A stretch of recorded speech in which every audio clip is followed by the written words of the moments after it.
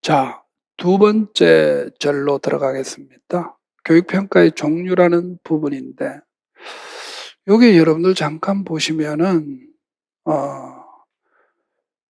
준거, 교준, 성장, 능력, 요게 한 분류입니다. 그리고 진단, 형성, 총괄 한 분류고, 양적평가, 질적평가 한 분류입니다.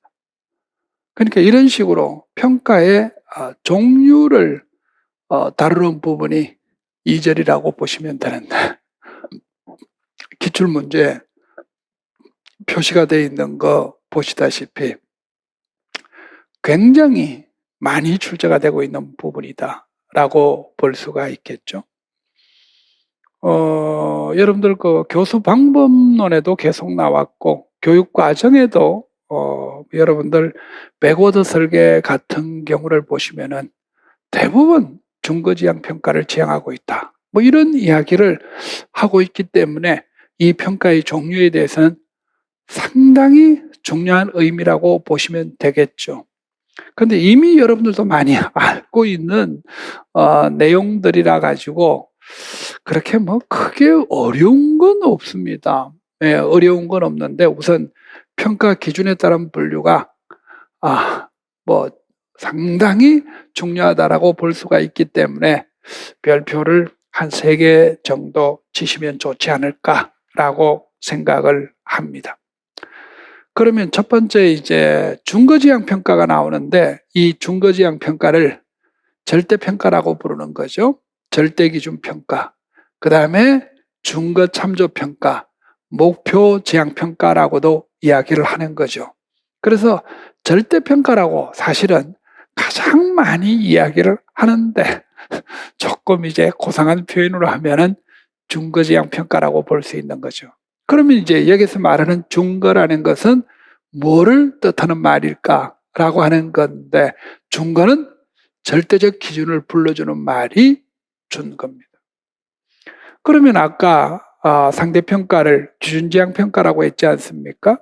그러면 거기서 말하는 규준은 뭐겠습니까? 네, 상대적 기준을 이야기합니다. 그럼 여기서 말하는 이 절대기준은 뭐를 뜻하는 것일까요? 그거는 평가 목표나 교수 목표의 달성도의 여부를 평가해 주는 것이기 때문에 평가의 목표나 교수 목표의 달성도의 정도를 나타내 주는 평가를 절대평가, 준거지향 평가라고 이야기를 해주는데, 운전면허 시험이라든지 기사시험이라든지 워드시험, 요즘도 있는지 모르겠습니다만 의사면허 시험, 한국사 검정 등은 준거지향 평가 방식으로 이루어지고 있다. 목표를 설정해 놓고 그 목표의 도달 여부를 평가해주고, 그 목표의 도달의 여부를 판단해 주는 것을 준거지향 평가, 절대평가라고 이야기를 하는 거죠.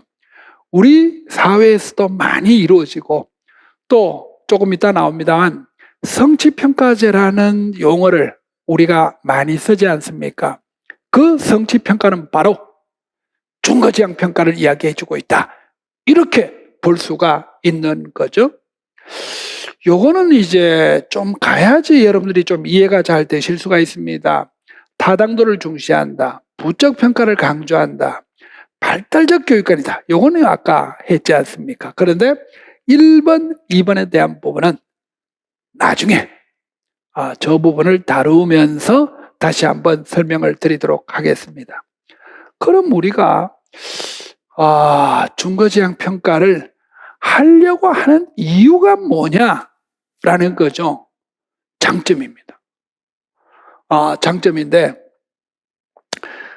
교사의 입장에서 하고 학생의 입장을 한번 두 개로 나누어서 생각해 볼 필요가 있지 않겠나라고 하는 거죠.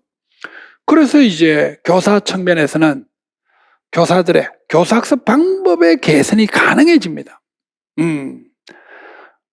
사실 이걸 학습자에 대한 정보라는 것을 그 다음에 실어놨지만 사실 이거를 통해서 교수 방법의 개선이 가능해지는 것이기 때문에 사실 이게 같은 이야기입니다. 예, 같은 이야기인데 학생에 대한 목표 달성도를 평가해 줌으로써 목표 달성도에 대한 정보를 얻음으로써 자신의 교수학습 방법의 개선이 가능해진다라고 보는 거죠. 그러면 학생들의 입장에서는 어떠냐라고 하는 건데 학습에 대한 성찰이 가능하다는 겁니다. 그리고 사실 이것들도 전부 어떤 부수적인 면이라고 볼 수가 있습니다. 자, 다시 한번 우리가 정리를 하면은 중거지형 평가의 장점은 뭐냐?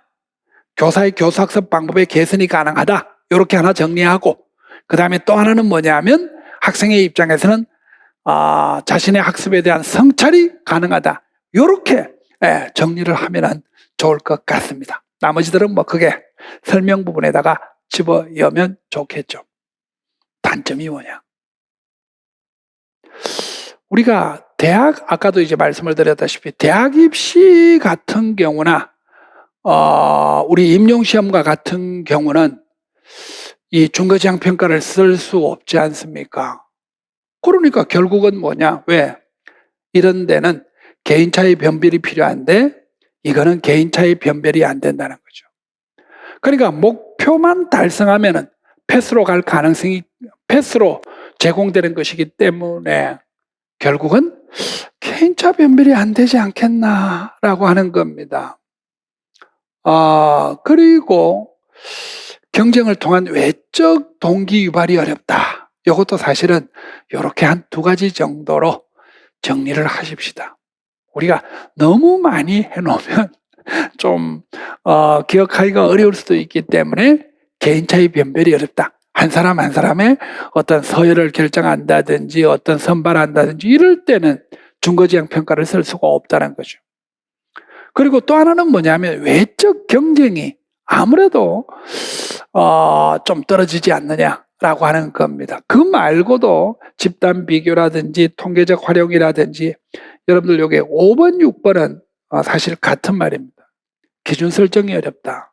또 다른 말로 우리가 평가자의 편견이 개입된다라고 하는 건데 이게 도대체 무슨 소리냐? 라고 하는 건데 여러분들 이런 거 한번 생각해 보십시오. 뭐냐면 우리가 한국사 검정의 점수, 일정한 점수를 받아야지 뭐 3급, 2급, 1급 주지 않습니까? 이 점수의 기준은 뭐 70점, 80점 뭐 이렇게 매겨져 있는 건데 이 기준은 뭡니까? 누가 이 기준을 설정한 겁니까? 그러니까 이거는 사실은 이 제도를 유지하고자 하는 사람들이 임의적으로 설정한 거죠. 그래서 이 임의적 설정이 사실은 평가자 어떤 개인의 편견이 개입될 가능성이 좀 있기 때문에 중거지형 평가의 절대 기준을 설정하기가 어렵다라는 이야기입니다. 그러면 규준지향 평가로 좀 넘어가 보면은 아까도 좀 말씀드렸다시피 규준이라는 표현은 상대적 기준을 나타내주는 말이거든요. 상대적 기준을 나타내주는 말인데 이건 그럼 도대체 무슨 소리냐? 집단 내에서의 상대적 위치를 판별해주는 평가, 개인차의 변별에 초점을 두는 평가를 규준지향 평가라고 합니다. 여러분들 규준지향 평가의 가장 대표적인 게 뭡니까? 석차입니다. 석차죠. 그러면 여러분들 우리가 대학 입시에는 또 우리가 임용시험에는 뭡니까? 석차가 필요하지 않습니까? 10명 뽑는데 20명이 왔다.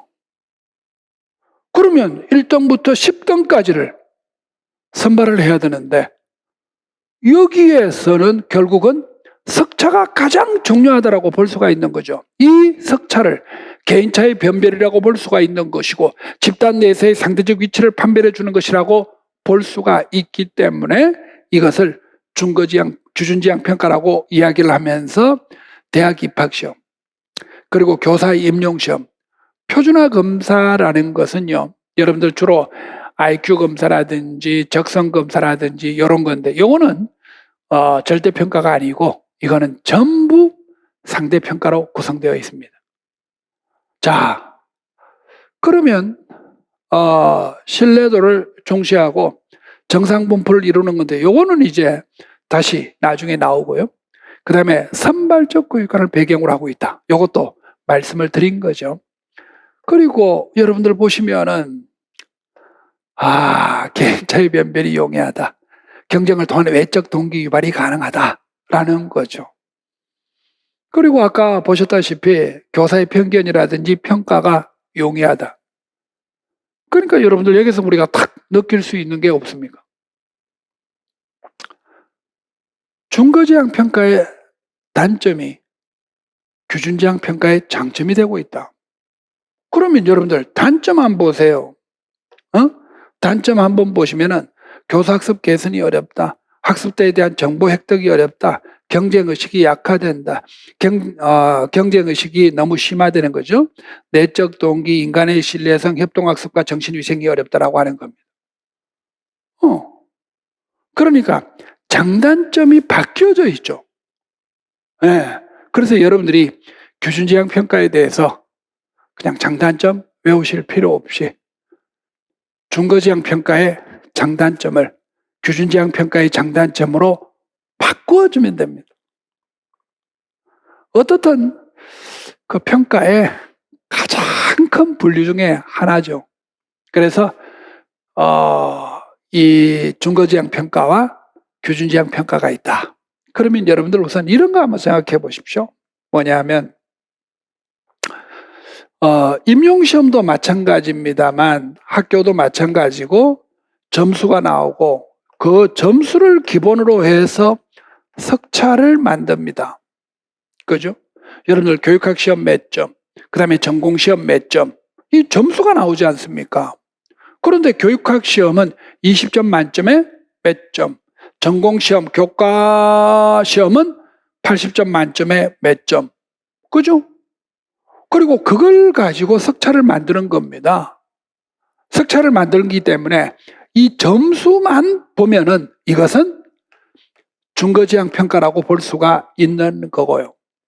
석차를 바라보면은 규준지향 평가라고 이야기를 해주는 건데, 여러분들 아까 말씀드렸던 한국사 검정은 석차는 낼 수야 있겠지만 신경 안 쓰고 점수에 목표 달성도에만 초점을 두고 있기 때문에 한국사 검정 시험은 중거지향 평가라고 이야기를 하는 것이고, 그 다음에 석차가 나오는 우리 임용시험은 중거지향 평가를 거쳐서 석차가 계산이 되는 거지만 석차에 초점을 두는 것이기 때문에 규준지향 평가라고 이야기하는 거죠.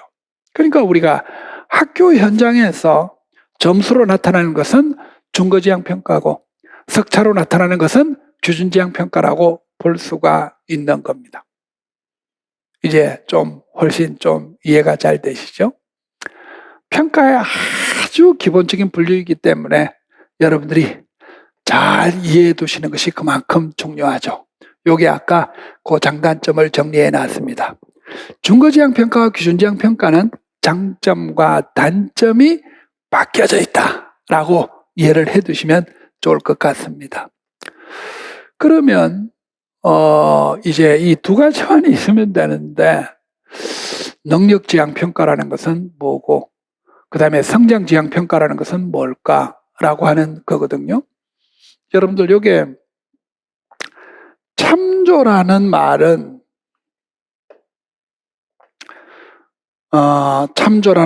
조금 전에는 우리가 지향이라는 말을 썼거든요. 지향이라는 말을 썼는데 이게는 영어에 레퍼런스라는 말을 번역해 준 겁니다. 그래서 아까 중거, 그 다음에 규준, 그 다음에 능력, 그 다음에 성장 다 마찬가지로 지향이라고 해도 되고 참조라고 해도 상관없습니다. 자, 그러면 여기서 능력 참조 평가라는 것은 뭐냐?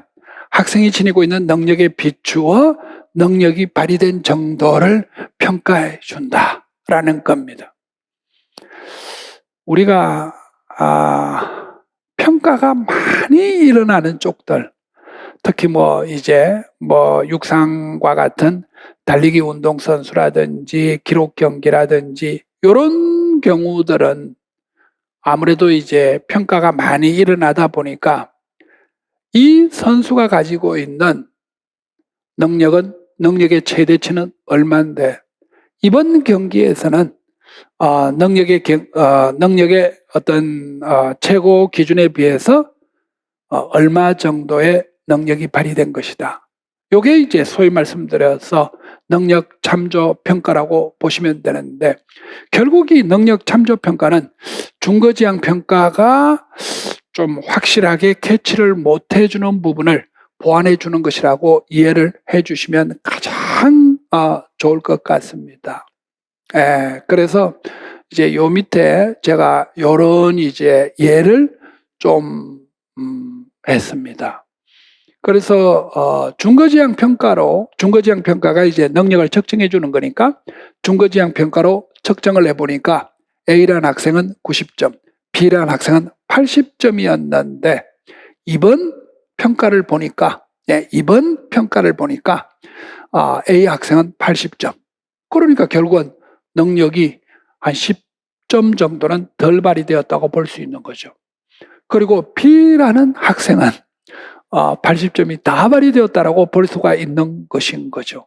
그러니까 이런 식으로 학생의 어떤 변화, 또 시험이 가지고 있는 어떤 위치를 판별해주고 이해하는 데는 아주 좋은 의미를 가지고 있지 않겠나라고 보는 거죠.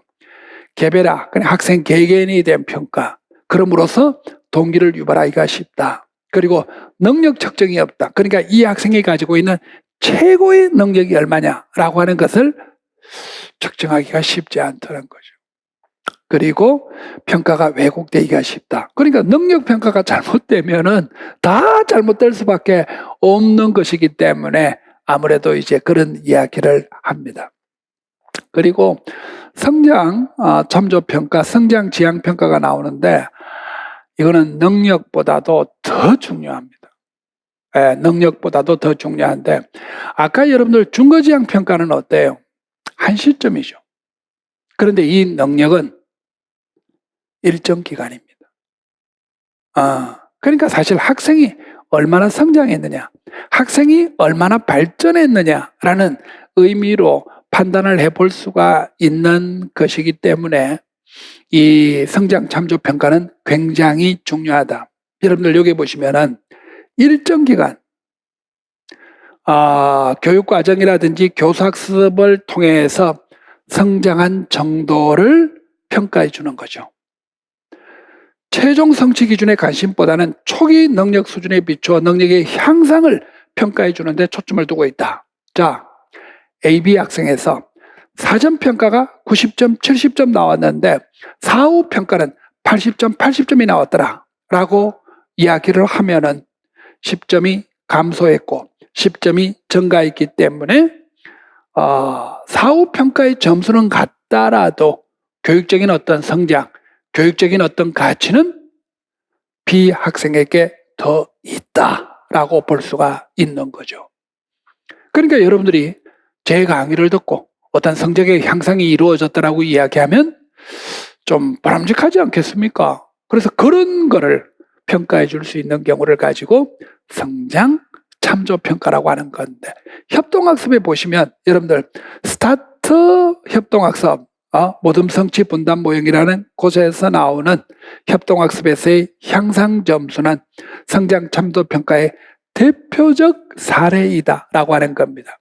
기본 점수에서 형성 평가의 점수를 가지고 계산해 주는 향상 점수로 계산해 주는데 그 향상 점수는 성장 참조 평가를 나타내 주고 있다. 이렇게 볼 수가 있는 겁니다. 그래서 장점은 개별화 평가가 가능해지고요. 학생들의 성장을 파악할 수가 있고 교사학습 자료에 얻을 수 있는 거죠. 그렇지만 사전 평가가 저해되면 전체적으로 우리가 의미가 없어진다라고 볼 수가 있는 거죠. 그래서 요거를 여러분들 간단하게 좀 비교를 해놨습니다. 그런데 어떤 면에서는 이 둘 다 그 중거지형 평가의 보완적 의미를 가지고 있다라고 보시면 되는 거죠. 왜냐하면 규준지향 평가에 대한 이야기는 전혀 아니기 때문입니다. 그래서 다시 한번 말씀을 드리면 중거지향 평가, 규준지향 평가가 있는데 또 나름대로 우리가 중거지향 평가는 좀 완벽하지 못하기 때문에 성장지향 평가, 얼마나 성장했느냐, 그리고 또 능력이 얼마나 발휘되었느냐라고 하는 것을 묻고 있다라고 보시면 되는 거죠. 자, 다시 한번 여러분들의 이해를 도와드릴 아주 중요한 포인트는 뭡니까? 중거지향 평가는 결국은 학생들의 목표 달성도의 능력을 묻는 것이기 때문에 능력평가적 의미, 역량평가적 의미를 가지고 있다라고 보시면 됩니다. 그래서 제가 여러분들에게 질문을 던질 수 있는 게 이겁니다. 학생들의 능력은 어떻게 측정할까요?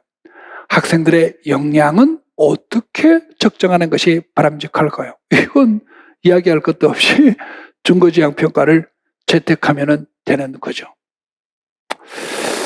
자, 어떻든 아주 중요한 평가의 이야기고, 그래서 여러분들 여기 제가 성취평가제를 실어놨는데 우리나라에서 교육과정에서는 지금 중거지향 평가라는 말보다는 성취평가라는 말을 더 많이 사용하고 있기 때문에 제가 성취평가에 대한, 교육과정에 나오는 성취평가에 대해서 간단하게 정리한 부분이 있기 때문에 이건 제가 다시 읽어드리고 이러지는 않고 우리나라의 지금 현재 성취평가제, 중거지향 평가는 어떻게 사용되고 있다라고 하는 것을 해 두시길 바라고, 여러분들 전공과 또 교과와 밀접한 관계를 가지고 있기 때문에 여기에 좀 집중해 주시면 좋을 것 같습니다.